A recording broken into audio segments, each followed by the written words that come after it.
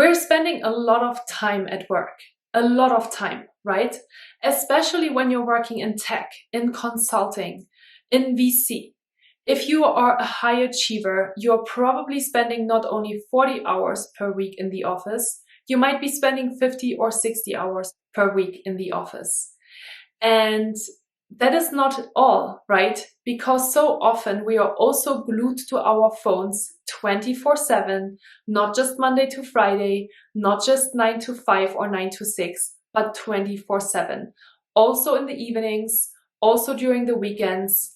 And so I want to talk with you today a little bit about 5 ways of how you can create more space and more comfort at work, because we do spend a lot of time at work. And I want to talk with you a little bit about a couple of different steps and a couple of ideas of how you can make yourself just feel a little bit better at work as well, especially when you're going through maybe a little bit of a difficult time and you're feeling overwhelmed and stressed out.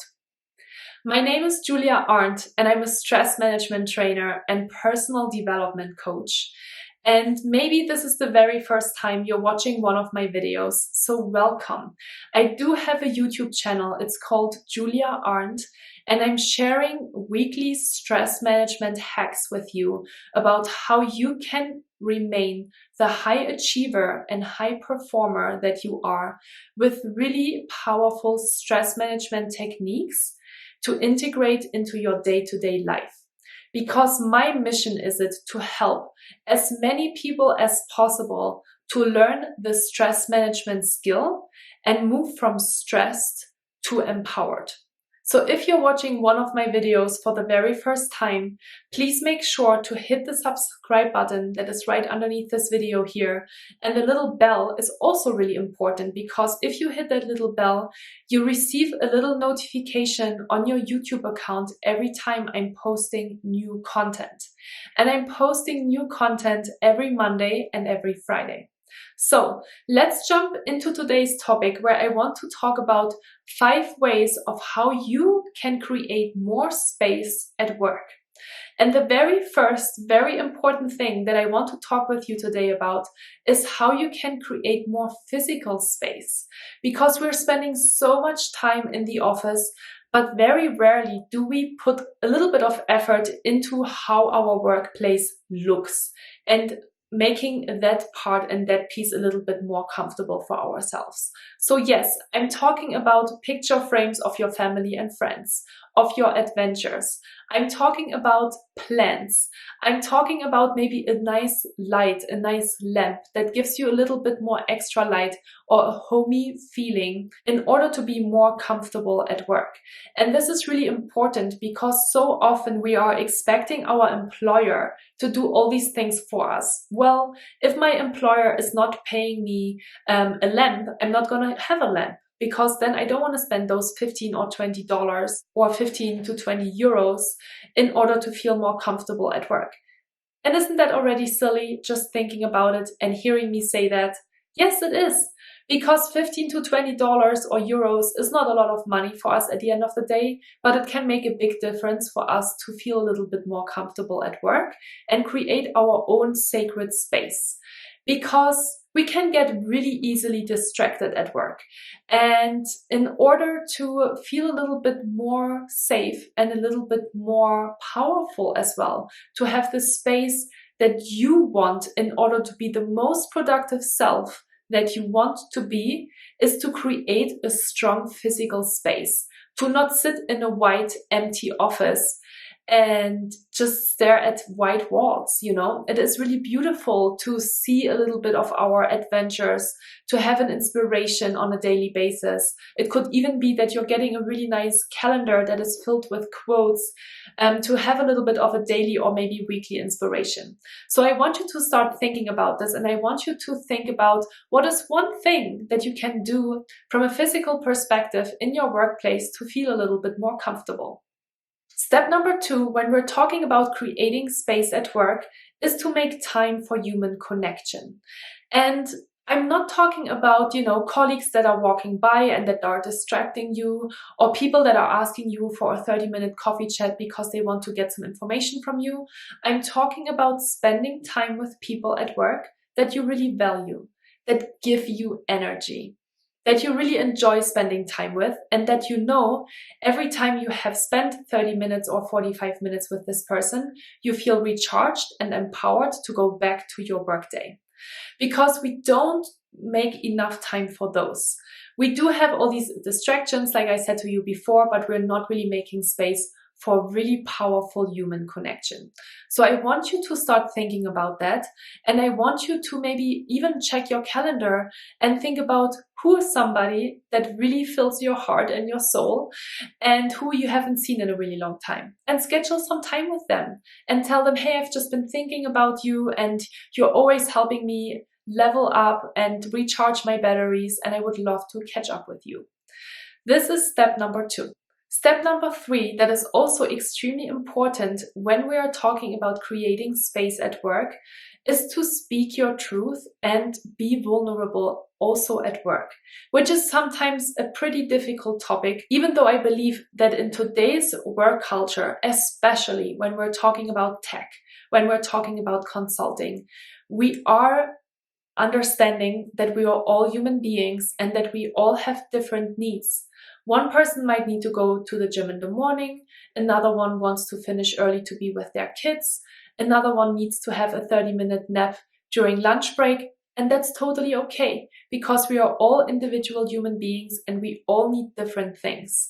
And once we are stepping up into that power and into that space of like, this is who I am and I know myself really well and I'm setting these boundaries with other people to be the best version of myself, people will absolutely 100% respect that.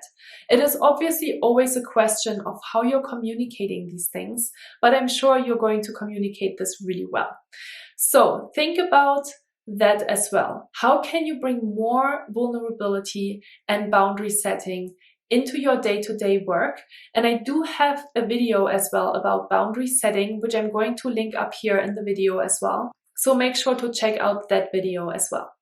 Step number 4 is something that I'm really curious to see if you're connecting with this topic. Step number 4 is working with devotion, working really with gratitude and with curiosity and with a growth mindset that the work that you're doing is important, it's impactful, it helps you grow, it helps you learn new things.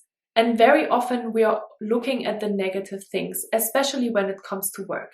And we can get really frustrated and we can sometimes maybe even get angry, or we feel overwhelmed and stressed because we are always looking at the things that still need to get done instead of looking at the things that we have already accomplished. And we always often forget as well to look at all of the things that we feel grateful for, and that, we are spending so much time at work in our life that we should be working with devotion instead of working with a frustration and working in a really stressed, hustly bustly kind of way. And so working with devotion is a really powerful topic, and I want you to start thinking about, what are you most grateful for at work? What have you learned this week or this month? This is an exercise that I'm doing as an entrepreneur every month because you know what? It is not easy to build a business, not at all. But every time I sit down and I think about, what have I learned this month and what am I grateful for this month? Maybe even what was the best day today of this month and what was the most challenging day and what have I learned from both of them, is so, so powerful.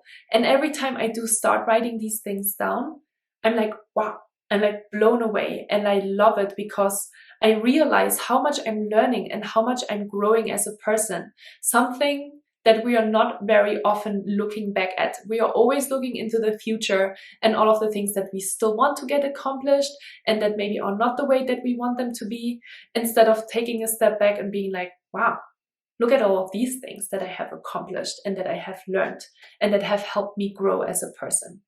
So very powerful thing. working with devotion and working with a mission, working with an idea of what you want to achieve and what you want to grow in. Because another thing when we're talking about working with devotion is that you should be thinking about effort versus results. How much effort have you put in? And I'm sure that you're putting in a ton of effort into your day-to-day work life. But we are so often connected to the results. Oh, if I haven't gotten a really good positive performance evaluation, I'm actually feeling not really great about this, because the result is not the way my effort has been. But focus on the effort instead of the result. Ask yourself, have I done everything that is in my power to be the best version of myself?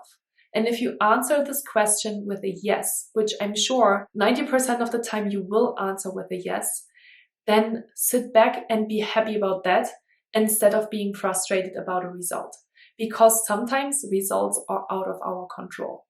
And step number 5, that is very important for me, and as well as an entrepreneur, as well as a stress management coach, is living with authenticity.